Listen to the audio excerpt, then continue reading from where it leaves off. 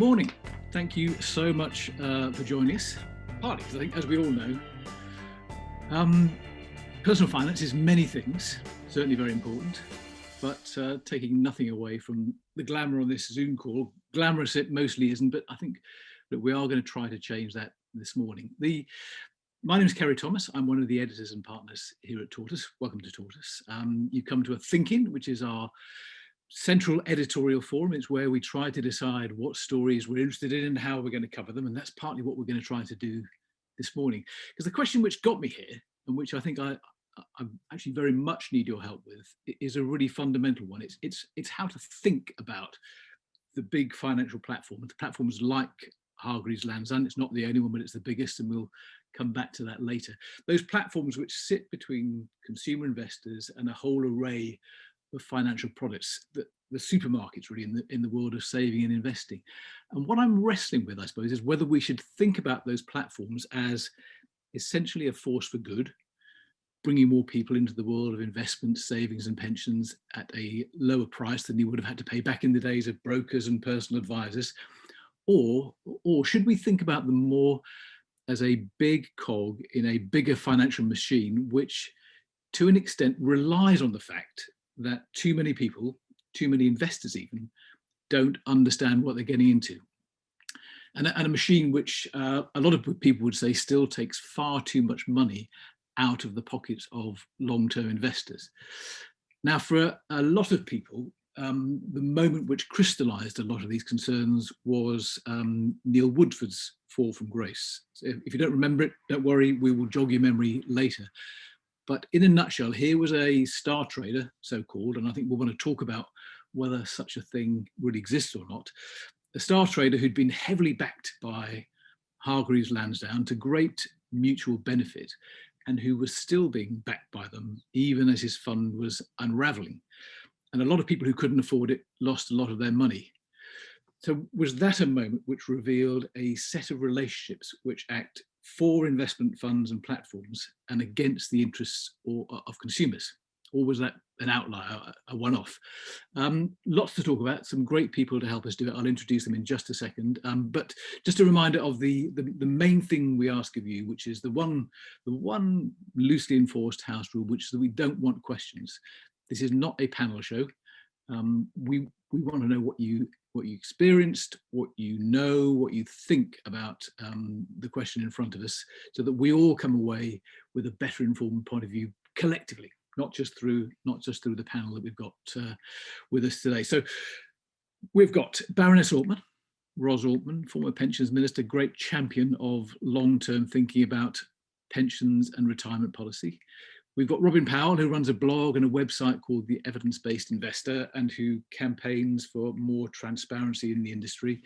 And we've got Anne Ashworth, who's been one of the big names in British personal finance journalism, particularly at the Times. But let me kick off with you, Ros, if I may, because you have been campaigning for as long as I can remember for pensions and investments which are good value for ordinary people. And I suppose the question I'm trying to get at is whether those consumer-facing financial platforms, the sort of great supermarkets of that world, help provide good value to consumers, or whether they're just another sort of component in a system which actually overall gives really bad value for money. Well, that is a really good question, Kerry, and good morning. It's lovely to be here. The issue for me is that these platforms provide a service. And it is important to identify which type of investors we're talking about when we're trying to assess what value they offer, and also how they operate, whether they can be said to be operating in the interests of customers as much as one would wish them to. I find that the aims of the big platforms are definitely worth paying for. The idea of having somewhere, a one-stop shop where you can find out information about investments before you decide what to do, if you want to make your own decisions and you don't want the expense or don't feel that you need the expense of an independent financial advisor, for example. If you just want to trade a little bit in shares, but mostly have funds that somebody else has done some research on or has collected together the information. Again, that's something worth paying for if you haven't got other access to the information. The issue has arisen, though, because some of the biggest platforms have, if you like, attracted money with special offers or even loss leading offers, have significant sums under their management now or under their on their platform, and then they charge increasing fees which are a percentage of the assets on the platform.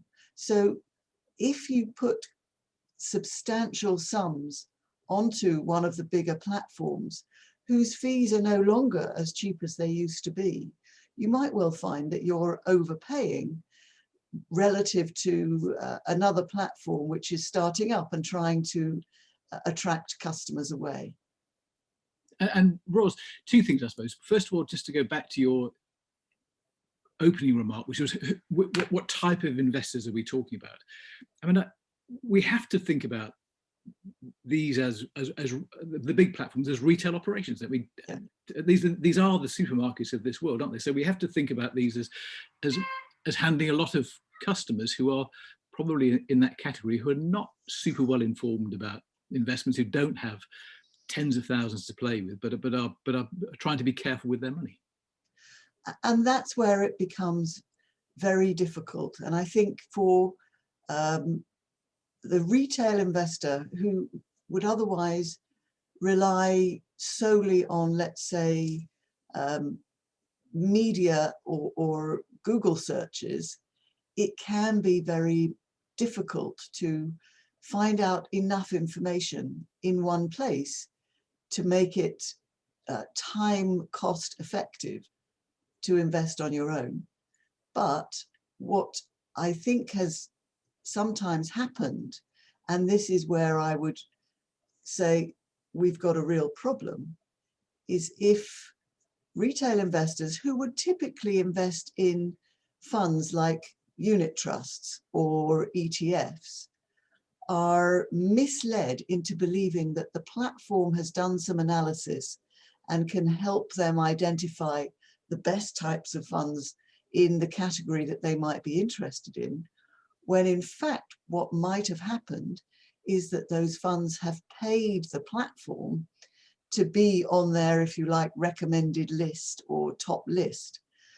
Sometimes these retail funds do, however, offer discounts for those who buy through a platform. And it never made sense to me, but at the beginning, you had unit trusts where if you bought them yourself without a platform, you'd pay a 5% upfront fee. If you bought them through the platform, you might pay 1%, 2%, or nothing, because those funds had a special deal with the platform. So small investors have always had a raw deal, in my view, in the UK marketplace. And when the big platforms started, I think it was a very good innovation for the smaller retail investor. But as they have grown, I think the value for money has become perhaps more questionable. And what you perhaps have ended up with is customers paying now some kind of premium for the service that the platform provides. And if you value that service and are willing to pay a premium, okay. But if you don't realize you're even paying a premium, and if you could get the same sort of service much cheaper elsewhere, then I think we have an issue that the ordinary customer who really isn't experienced in these matters needs to be aware of. And of course, you have to make sure that the regulation of these platforms works well. For example, I think very few people who have a reasonable sized portfolio realize that if something happened to the big platforms like Hargreaves Lansdown that you've mentioned, the Financial Services Compensation Scheme would only provide £85,000 worth of compensation. If you've got a £200,000 pension or a £100,000 ISA on that platform, with both of those, you'd still get only £85,000 back. So I don't think people are always aware of what they need to be aware of. And it's most important right now because the interest on people's ordinary savings is so low that more and more people are looking for ways in which to earn better returns. They're turning to things like the stock market or other types of investment funds, which can give them better returns that at least have a hope perhaps of keeping up with inflation. But that means you've got more and more people who've not got experience in these investment areas at risk. And Ros, we need to be clear, don't we, that the difference between a 0.45% fee and a 0.35% fee, which might look small to a retail investor, really adds up over time. And it does mean that there are billions at play in this, aren't there? Literally billions. Absolutely, absolutely. And you know, even a as you say, 0.1% difference in the charging structure over a long period of time takes huge sums away from your eventual savings pot or investment pot. So it is important to recognize the danger of percentage of asset fees that may sound very low. But firstly, if you put those fees into pounds and pence, rather than just using a percentage of the assets, people would have a much better idea of actually what they're paying. And if you also included forecasts of what your fund would grow to under the same returns with a 0.5% charge or a 0.25% charge, I think people would be quite shocked at the eventual difference. Okay, great, Rob. Ross, thank you so much. We'll come back to you in a little while. Robin Powell from the Evidence-Based Investor. Let me come to you because I think it's important this morning that we are clear and specific when we're talking about these things. So if we're talking about investment platforms in general, let's talk about them. And if we're talking about one in particular, and we've mentioned Hargreaves Lansdown as the biggest already, then let's talk about that. Let's not use one as the shorthand for the sort of the mass of them. But I know that you have had concerns in the past about the way that Hargreaves Lansdown operates, and it is the biggest beast out there. So what has given you pause for thought about their model in particular? Well, I think the last point that Ros made about those small differences in percentage fees actually translating into huge differences in investor outcomes is extremely important. I think the first thing to realize about asset management is that it's about, if you like, managing other people's money. It is extraordinarily lucrative. We are talking about everyone in the world's savings, basically, that this industry manages. And the markets actually, historically, over time, for patient investors have been, really very generous. And so returns can add up really very quickly. There's a lot of sort of money, if you like, sloshing around in the system. And it's very easy for various parties, not just fund platforms, but fund managers, brokers, fund custodians, financial advisors, investment consultants, everyone to have a little slice of the pie. We'll just have our little bit, And now you've got all these fintech companies, which in many ways are providing good services, but they're also claiming a little bit of the pie. And that leaves less and less for the person who really matters, who is the consumer, who, let's face it, is taking 100% of the risk, is providing 100% of the capital, but is typically getting around half of the returns, which frankly is not good enough. I suppose the biggest thing that concerns me about the investing industry generally, the financial media, and in particular fund platforms like Hargreaves Lansdown, is this notion that there's somebody out there who knows who the winners are going to be. The academic evidence, peer-reviewed over the last 50 years, is absolutely plain. Only around 1% of funds will outperform their benchmark over the long term after costs. Now, finding in advance, identifying in advance, we can all see who the winners have been, last year, over the last 12 months. The newspapers are full of it all the time. Over the last 2 years, the last 3 years, the last 20 years, that tells us absolutely nothing about the future.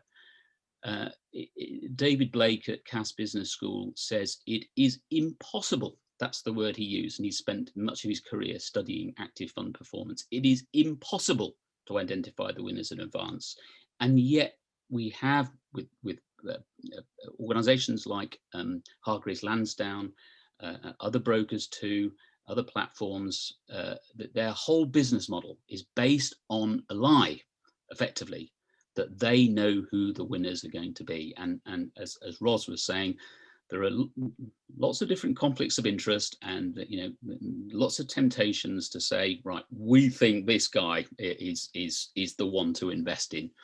Say Neil Woodford, for example. A new book on Woodford, which comes out today, says it actually quotes a staffer at Hargreaves Lansdown saying, "I was surprised," in fact, I got the quote here, "I was surprised at the lack of belt and braces scrutiny of the Woodford fund. Given how much money was going into it, you would have thought there would be more scrutiny. But from Hargreaves Lansdown's point of view, this was the best marketing opportunity they had ever had, and they were going to go for it." And that's the quote in this book that's out today. So really, the root of the problem from your perspective is an over-reliance on active funds as opposed to indexed funds, passive funds. Robin Diston, for the terminologically challenged like me, just do us a sort of 20-second explainer of what an active and a passive fund are. So basically, active funds, which are the norm, it is the go-to type of investing, if you like. They try to beat the market in one of two ways: one, picking stocks, and two, timing the market. A passive fund, on the other hand, will simply track the market as efficiently and in as low cost a manner as possible.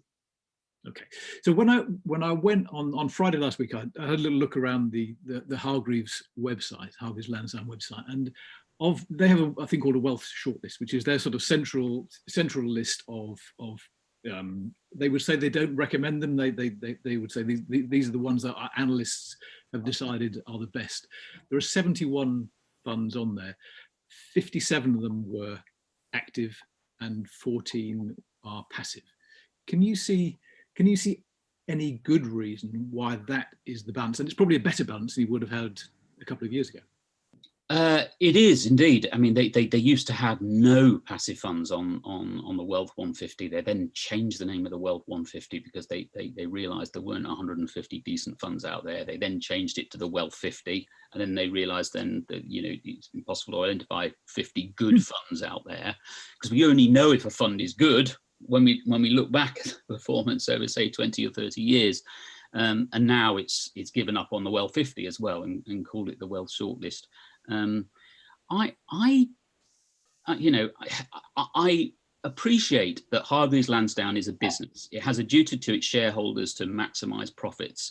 On the other hand, can't we somehow find a way of educating investors that actually they are better off ignoring all these siren calls to outperform with whichever active fund, and simply do the best for themselves, which is paying the smallest amount possible and simply tracking the market efficiently and doing nothing and not reading all this gumph that the likes of Hargreaves keep putting out.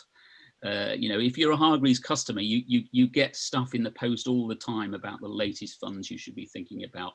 That is just all noise. People need an index portfolio and to stick with it over the long term. Okay, Robin, we'll come back to you as well. Anne, let me pop over to you, Anne Ashworth.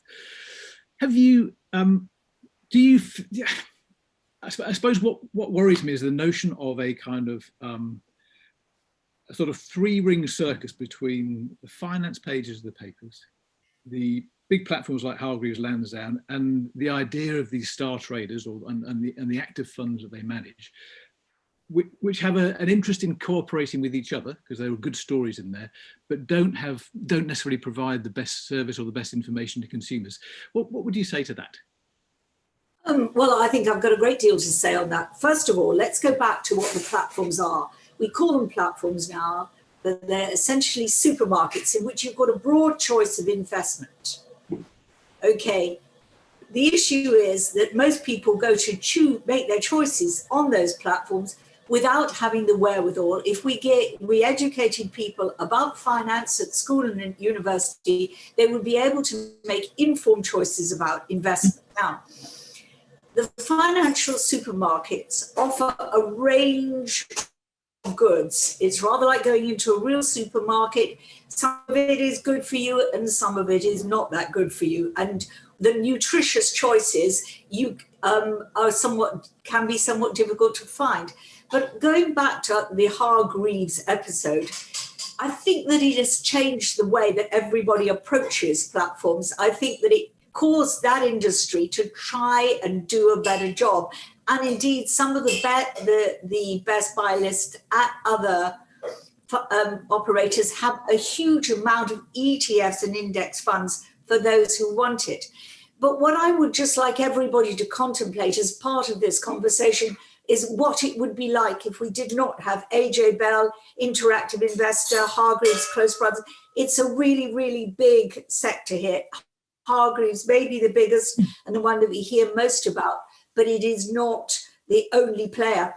Where then do we go? People Googling investments and having their money stolen from them. The FCA and everybody is quite rightly really worried about the numbers of people who are looking for bigger returns now and finding scammers on Google who are using the names of reputable financial organizations and taking people's money off them. What we need is we have disrupted the deferential environment of financial services without giving the people the wherewithal to make the decisions that they need to do. And as for the financial press, that helps you towards making an informed choice, and people need to read them. Is there an unhealthy relationship between them and the platforms? Well, I don't know, because that's never how I've operated, and I'm not going to say how other people do their job. I think what interests me, I suppose, is that I'm not suggesting there is a kind of the finance pages would get direct pressure from advertiser, but somebody said something interesting to me yesterday. And obviously, advertising, those pages of newspapers that do pull in money. But someone said to me yesterday, the problem is there is no narrative in tracker funds. That actually, if you in financial pages of a paper were going to write the most useful information for a retail investor, then on your first Sunday in January, you could write tracker funds are better, and you could probably just print that every Sunday for the rest of the year and put your feet up. But because you want characters, you want stories, you want active funds, then you get steered in that direction. Well, it's true, there was a cult of personality around Neil Woodford, and maybe the regulators were caught up in that cult of personality, that he was a sort of financial superman whose decisions would be good even when he failed to follow the remit of his fund.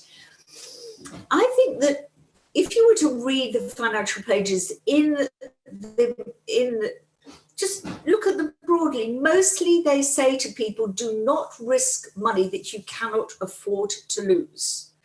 And an awful lot of people will be reading those and going to the apps, which are a very powerful thing now in this whole field, and investing in index funds. They know they need to invest. They don't necessarily follow the idea that one star American fund manager would be the way to invest in America. They would possibly go into an index tracker first, because the way they would be doing it would be via Nutmeg or one of the apps. I mean, engaging people with the views of interesting fund manager is a way to inspire them as to better ways to invest their money. Do people follow that advice literally? I'm not quite sure. And I do believe that Woodford been an extraordinary moment in this field, that people now stop to ask, what's he going to be doing with my money? Far more than they did before. I mean, he's an extraordinary member, but he's not the only one, is he? I mean, I'm sure you must have written about Anthony Bolton, Neil Woodford, a whole cast of these characters over the years. Currently, I just love everybody to give their view on this. Who delivered big returns in 2020? Bailey Gifford, this firm of fund managers that invested in all the tech stocks. Through you and I were talking about this yesterday, Scottish Mortgage One Investment Trust. Now, would it be risky to continue to back them? But how they've delivered for their customers is surely something we should be discussing here, because they try to do their best with people's money to find extraordinary opportunities for them, while making it very, very clear the amount of risk that people were running. People have just got to wise up. We can't nanny them. They need to realize that if they cannot afford to risk their money, they should not do so. Okay, I'm going to bring my colleague Tessa Murray in, because actually Tessa and I have had a couple of interesting chats while we've been thinking about this thinking. Oh, you had your hand up. I was going to bring you in anyway, Tessa, don't worry. Tessa, I mean, you've stomped around this sort of parish in your past. Let me take you back to my sort of, this thing I'm wrestling away with, which is why, if these platforms were primarily concerned with delivering good value for money for investors, why do they lean so heavily towards active funds when, as Luke has been showing us, those are relatively bad value for money? Because, you know, everybody's running with this supermarket analogy, which is my fault when I started it, but this is like walking into a supermarket where as Anne said, all the nutritious stuff is buried out of sight, and what's in your face is the stuff that's most expensive and bad for you. I mean, look, I've known Anne for a long time, and we've probably had the same conversation for the last 25 years, which is, how do you make an investing public aware of the risks, and how do you constantly educate them in order to make informed and beneficial decisions? And, you know, for me, this is just an ongoing problem that is only coming into sharper focus as we get the ability to draw down from our pensions at 55 now. But I do remember talking to somebody who was an expert witness at the investor compensation scheme, and essentially it boils down to one thing, which is chasing a return and ignoring the risks more often than not. And so my argument about active funds, and I know we've locked horns over this a couple of times in the last 2 weeks, Kerry, but there is a place for everything, a bit like your shopping basket. You know, you need your spinach and you need your Kit Kats. But at different state, you know, to Robin's point, just sit in a tracker 100%. Well, how does that work when you're approaching retirement and you've seen a FTSE trough of 50%? You know, if you're sitting in a tracker, that's what you're locked into. What you need is an age-appropriate, risk-appropriate, balanced portfolio that works for you over the long term. Fine, go, you know, boots in to a 100% equity tracker, you know, when you're younger, but you've got to be able to manage a portfolio that adapts to your needs as you get older. And that's why you need a blend of active, passive, fixed income, cash, you name it. But the point I was going to make about Woodford is, you know, he grew up as a fairly plain vanilla UK equity income investor. You know, that's what he was known for. I worked with him at Perpetual, you know, very traditional, small outperformance rolls up over years. Great fund management house. And then it's like somebody put a bloody kind of Fiat Ferrari engine in a Fiat Panda. But going back to the Woodford Investment Trust, the objective of that trust was very clear. You know, he said, because I wrote it out actually, So long-term capital growth, predominantly UK companies, quoted and unquoted, including early stage, early growth, and including mid to large cap. But, and this is what people will be looking for, aims to deliver 10% profit per annum through the investment trust.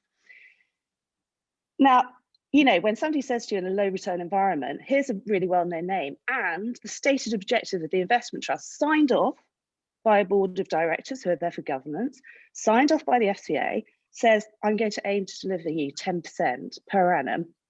What do you think people are going to do? Now, for me, the real question is, along with, you know, the responsible marketing of this, and was that objective clearly stated enough? You know, do you know what size of engine you're buying in this car? The real issue for me is about the governance responsibilities of the investment trust board. You know, investment trusts are a different vehicle to collective funds like unit trusts. Yes, let me just jump in for a second. Sorry, I can't have you have your own way entirely here. I think yes, you can. as Robin says, we know who's carrying 100% of the risk here. We know that an awful lot of people followed Neil Woodford from Invesco to the fund that he set up. I would guess, and I think you probably agree, that most of them hadn't read the small print that you've just, they've probably seen the 10%, but I doubt they've been through the sort of the mix in the fund and taken account of that. What the industry does, it seems to me, is say, yeah, we should educate. But it's while it's saying that out of one side of its mouth, out of the other side of its mouth, it's promoting a set of products that it knows are potentially more costly and more risky than the investors who are putting into them are taking account of. Okay, Kerry, I'm just going to flip it. Okay, let's imagine we don't have a private investment industry. Yeah, the government, we have a huge requirement to make sure that people secure their own financial future. We know that. We know the aging population demographic story. We know all of this. We know shrinking populations. We know the inverted triangle. We all know that. So let's flip it, Kerry. What's the alternative? The government has always hugely relied on the retail investment industry to sort of slightly do its job. Yeah. So when we saw the introduction of PEPs, when we saw the introduction of ISAs, that was the government saying, I tell you what, guys, you go and recruit the retail investor, because we're not going to provide a state pension that's viable. So we're going to rely on you to do it. And by the way, we understand you have to have a margin on that, because we're not going to do it. You have to go and create the market through advertising, through brand building, through education. So let's just imagine it didn't exist. How would it work? I'm going to come to that with people who know what they're talking about rather than me. But all right, Tess, I'll leave it there for the minute. I want to bring in Luke Thornton, I know, because Luke has been agreeing with you in the chat. Luke, I don't know if you're there, if we've got you. Am I getting carried away with my worries about the big platforms, do you think? Yeah, I mean, I'm not sure that there is ever going to be a right answer, which I think is hard, right? So, yeah, I was agreeing with Tessa. Your lips there, I think. I agree with. Can you hear me? Yeah. Yeah. So I was just saying I agree with Tessa on the Baillie Gifford fund. So that's one which I'm actually in, and I got it because I had a little bit of Tesla stock in there like 18 months ago, and that's been a lovely wave to ride, right? But I think when we look at the performance of active funds, there's quite a lot of stuff to say. Like you say, in retrospect, you can see the performance, and actually, when you get the gains are disproportionately large, but also the risks are disproportionately large as well. And I wonder if you mitigate away the risk, if you also mitigate away the chance of investors getting that gain. And actually, the active investors are ordinarily winning off the back of being in a winning market. So if you're in renewables in the last year, you've won. If you're in a travel space in the last year, you lost. And that is kind of almost like you're riding the waves of an index fund anyway. Just you're also having the fees of an actively managed fund sometimes. Yeah, and Luke, as Tessa says, if Baillie Gifford, as you know, is heavily into Tesla, there's all kinds of people out there saying that Tesla is wildly overpriced. How are you sort of processing that risk? And were you sort of completely aware of that when you went into this fund, or have you caught up with it? yeah, I think it's similar to don't ever put anything in there which you're not willing to lose. It is kind of part of it, and I think part of my thinking is being almost, if you think of the supply and demand of the good, think of the supply and the demand of the share, and that's almost kind of like become two detached sort of realities, where Tesla now, the demand for the share outstrips that of all of the entire automotive industry, despite the fact that the demand for the product or the supply of the product is so restricted. And I think if you sort of like unlock the thought of that, of those two things being sort of like integrated, it kind of makes a little bit more sense, even if it makes absolutely no sense at all. If you take all those things together, does that mean that you are thinking of withdrawing from that fund, or are you staying in? What's your plan? I mean, I'm staying in for now, but I guess the question is, I'm no more informed than anybody else as to where else would you put it. I think it's not the only fund that I hold at all. You sort of like spread them across a variety of different things, and then hope that you have enough gains in some to offset the risks that you're accepting in others. I guess it's not underestimating your own ignorance and trying to diversify that ignorance away so that you've adequately managed that risk, really. Yeah. Okay. Luke, thank you so much. Ros Altman, let me just come back to you, because Tessa tried to put me on the spot with what am I going to do about this, and I had a little wriggle, and I'm now going to come to you to try and help me out there. I guess my starting point is that it seems to me that education is important, education of consumers, financial education, but I worry that it's not enough when it's up against the weight of an industry that is promoting too many of the wrong things. So where do you land on that? Well, I think financial education has always been something that we have failed at as a country. And in fact, globally, it's very difficult to find any major country which has prepared its population well for managing its finances, whether it's short-term or long-term. I think that the industry itself has possibly bamboozled governments into believing that you don't really need people to worry about financial education. Take pensions, for example. The standard selling method of pensions, which got lots of people in there, was, oh, don't worry about it.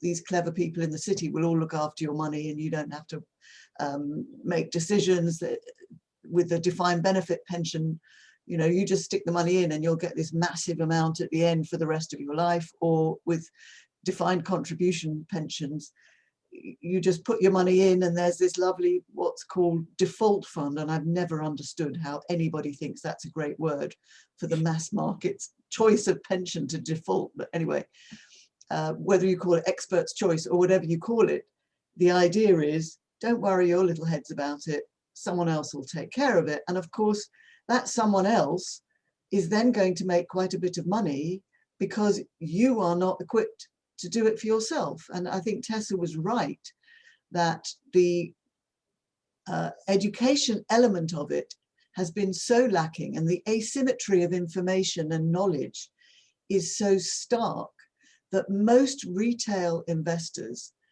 would be unlikely to be able to manage the way round the investment markets and the financial products and services that are available. And therefore, they rely on looking at advertisements or looking at other people's write-ups or assessments, because they don't know how to do it themselves. And there is this belief that the financial services industry has built up, which is that, you've got these magic people in the city who can manage your money for you and do brilliantly. And you see the adverts that are produced, and of course that costs a fortune, but then it pays a fortune later on. So for those firms who've got the financial muscle and the marketing muscle to promote their products, when I was managing money in the city, one of the standard procedures was, you set up, if you're a new company, you set up, let's say, a range of 10 active funds, all investing perhaps slightly differently. And you know that probably 8 or 9 of them are not going to do very well, but one of them might well do extremely well. What happens? You promote that one, you don't tell anyone about the others, or you try and keep it quiet. So it looks to the public as if you're a brilliant firm who's managed brilliantly. And then you build on from that. Unfortunately, although you keep telling customers past performance is no guide necessarily to the future, what do they buy? They buy the one that's already done the best.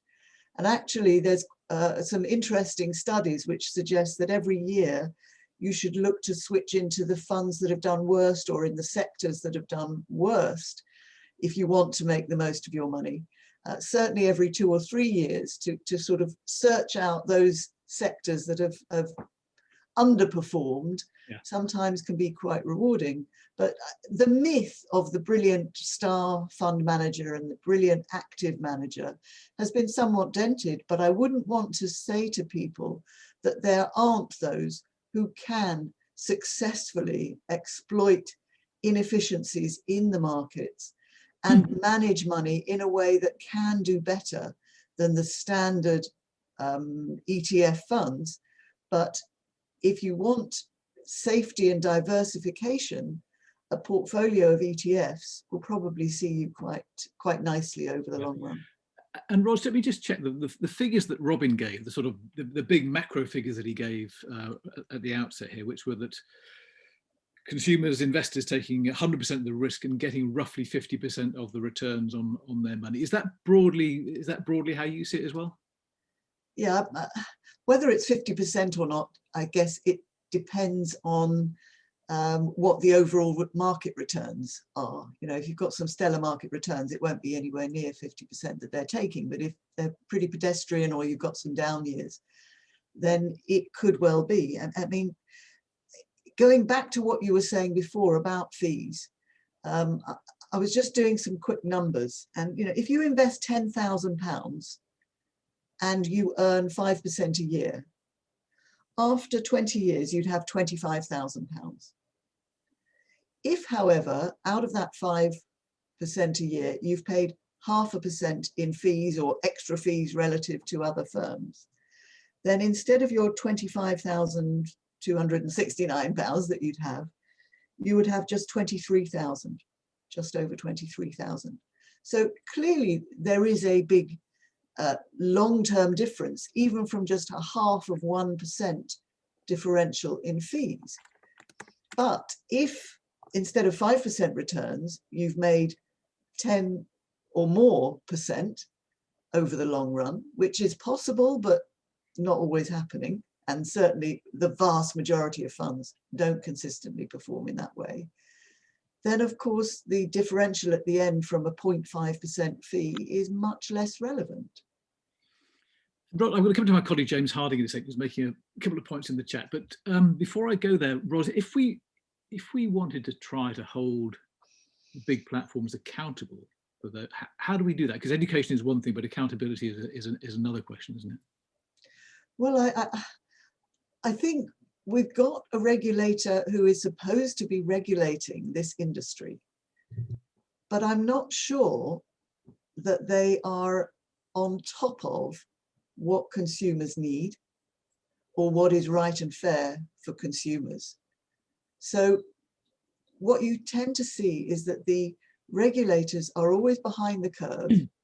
They're frightened, I think, to challenge the industry. You know, you had this situation with, for example, we have to go back to Woodford because it's such a great example, where a platform was continuing to recommend Woodford, even though the platform itself in the funds it itself managed was selling it or had already sold it. Now, for me, that is an absolute regulatory no-no. In the institutional investment world, that firm would not be allowed to practice. You're not allowed to do something so radically different for your own clients than you're doing for yourself. In most cases, you're not even allowed to deal for yourself at all if you're then managing money for other people and investing in those same types of or same investments. So you've got the retail investor left at the mercy of firms. And for me, that is a big problem. And what I would hope is that this Woodford example would wake up regulators to work on behalf of consumers in a much more proactive manner than they've done so far. You will always have good and bad firms, and you will always have good and bad fund managers, and you will always have some clients or customers who will want to make their own decisions and make bad decisions. But what you don't want is an industry where rogues are allowed to roam free. Those who can advertise and attract you best are left sometimes to pretend that you know they're safe and regulated and not tell you the truth, etc., etc. And you have no way of knowing. You know, we've also got an institutional industry which has actually been tightened up and does much better now, but a retail industry that has been left behind. And they are the ones that arguably need best practice and most protections, but it hasn't spread to that industry. And I think the incumbent fund management houses and insurance companies, for example, have had a huge and unfair advantage over customers, partly because of the asymmetry of information, partly because of the complexity of the products that they were able to devise, which can bamboozle people so much, and they've not been forced to explain this or help customers understand it. Indeed,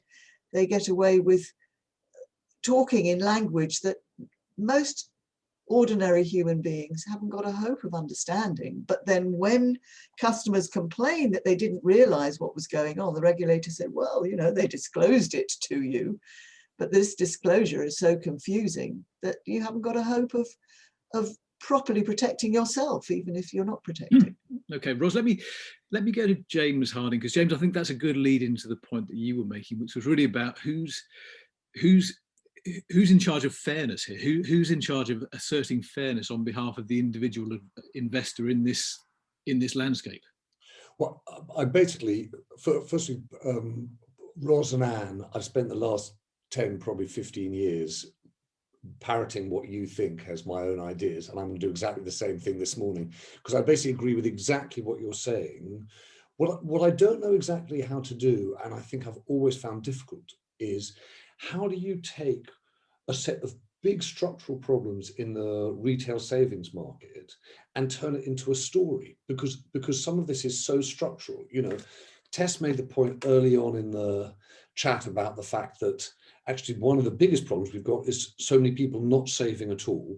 Right? How do you deal with a savings crisis? And then what you were just saying there, Ros, which was this point about the institutions just getting a much better shake than the individuals. This is a structural problem. I'm always struck when I'm doing reporting on personal finance versus the financial sector, is financial sector fees are 0.0000 something, right? And personal finance fees are round numbers. They're big percentages. And you're just aware of the extent to which the fee structure is so different. I suppose the thing that was interesting to me, though, is this regulatory point, right? How do you get the sense that, how do you get over the fact that the regulation just feels soft?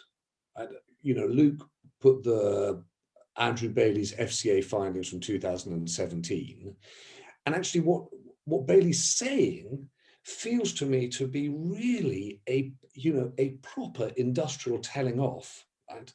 Prices are too high, profits are too high, lack of competition, no accountability. Let's have a look at the independent investment consultant. That's a proper talking to. And then when you look at the interventions, they're all a little, you know, we should try this and maybe the industry could do a bit of that. It's not a very hard stick. And so the thing I'm most interested in is Tessa's point about how do you start to identify, how do you personalize this, right? People's behavior doesn't really change until you personalize it. Should we look at, and this is the story question I've really got, is should we look at investment trust boards, identify the people that are signing off on behavior that we think is out of bounds, and that forces them to account for their activity, and in turn for the regulator to account for their activity. I don't know what the angle is, but that's the thing I'm trying to work out, Kerry.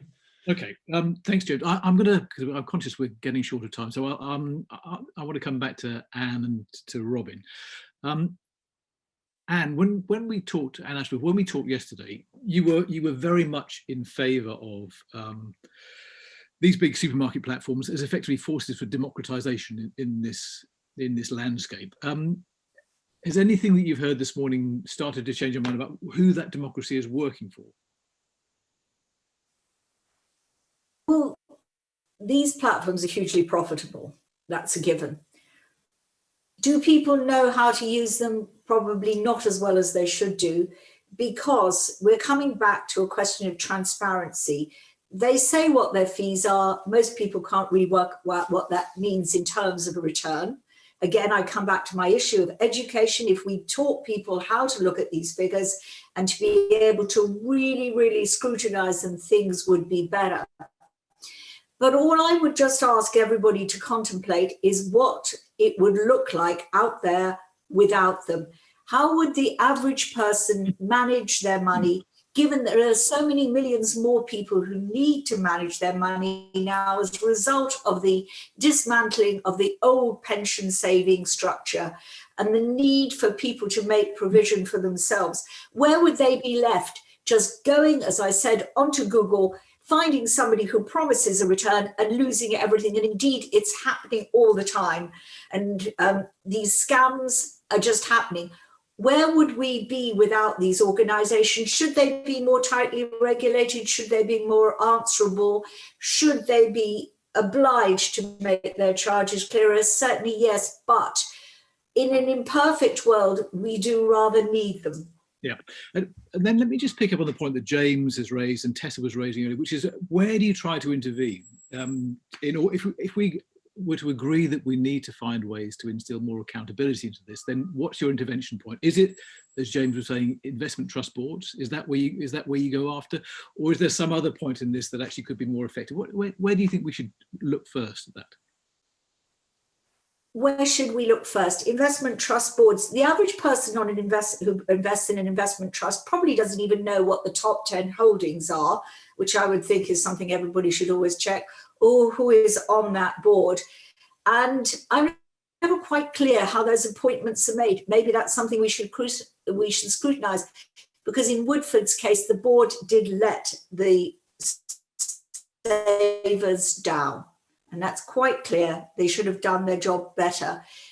Also, we need to make risk, get people to understand what risk is all about. I think people, as Ros has said, people think, oh, well, they're just saying that.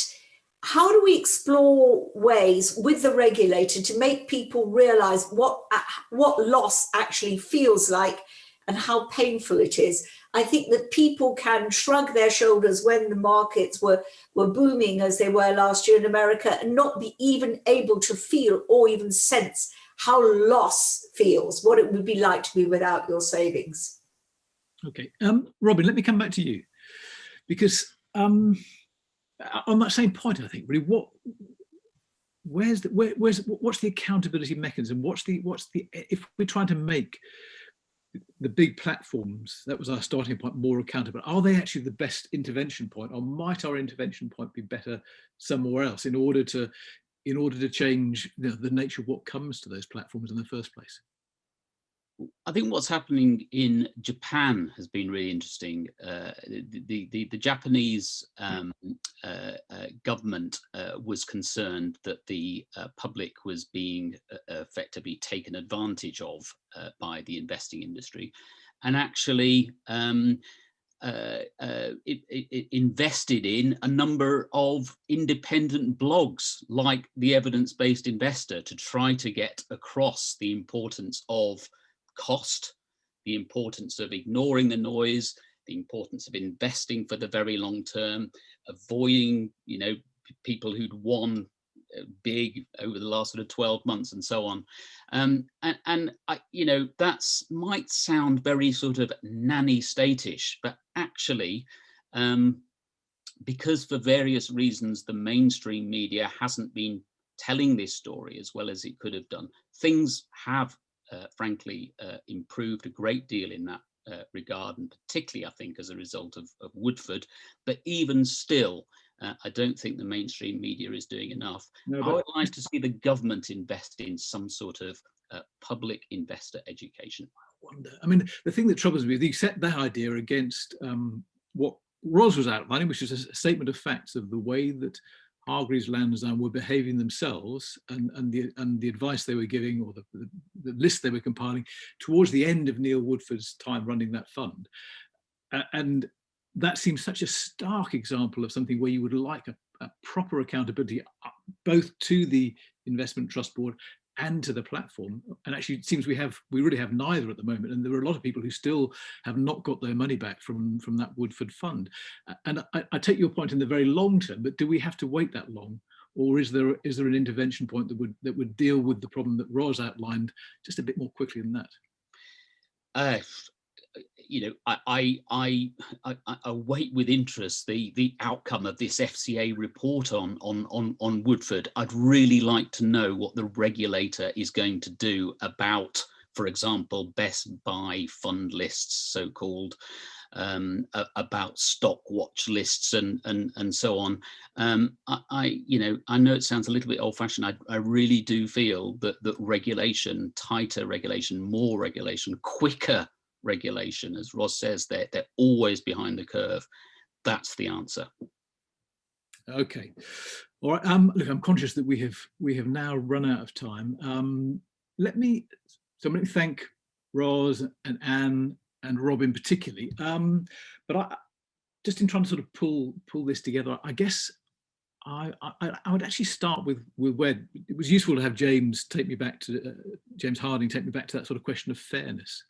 Because I think it's sometimes worth having a slightly, what can seem like a naive approach to this, because it matters. Because what we're looking at, I think the picture that emerges from this conversation is of an industry with a really profound asymmetry of information, where so many of the so much is held by the investment funds and by the platforms, and so relatively little by the consumers, that seems to me quite a stark problem. And I'm not convinced that us jumping up and down and saying educate, or even Robin funding blogs, is going to close that gap as much as I'd like it to be closed. I think that the point about accountability sits on top of that. When things do go wrong, you're right, we wait for the FCA report into the Neil Woodford episode. And that will be a really important test for this industry and for the big platforms as well, for the way that investment trust boards oversee, but for the way that platforms promote. So I think we'll take that as a really important moment to check whether it feels as if there is still too much fuzziness and softness in the way that the regulator approaches these questions. But for the moment, I think it's hard to get away from the sense that where Robin took us at the beginning, if you look at the gains that are made from risks that are taken 100% by consumers, and the gains are shared 50-50 between the consumers and the industry, that seems to speak to me of a fee structure that, again, as James said, operates so differently with the retail consumers than it does with other areas of its business, that we should look at that more closely as well. So thank you all. I do feel I've come out of this with a better understanding. It's been really useful to have a very rounded conversation with Ros, with Robin, with Anne. Thanks to Tessa and James, Luke and everybody else who's contributed. And we're back here at lunchtime with an open news thinking if you're able to join us at 1 o'clock. But if not, then hopefully we'll see you soon. Thank you.